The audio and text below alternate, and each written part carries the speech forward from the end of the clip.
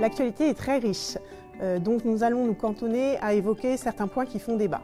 Je pense, dans un premier temps, à la vente d'un immeuble monolocataire à usage de bureau ou d'entrepôt.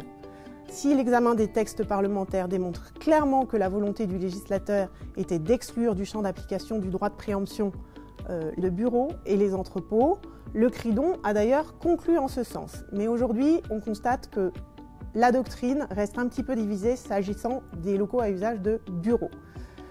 En pratique, on constate que certains professionnels ont tendance, depuis quelques mois, à purger par précaution sur les bureaux et les entrepôts. Or, selon nous, cette tendance à purger par prudence n'est pas opportune et crée des précédents. Alors, le texte nous parle de l'intention de vendre du bailleur. Donc, une partie de la doctrine considère, en s'appuyant notamment sur la jurisprudence qui s'applique en matière de baux d'habitation, de pacte de préférence, qu'il faut purger dès avant la signature de la promesse de vente.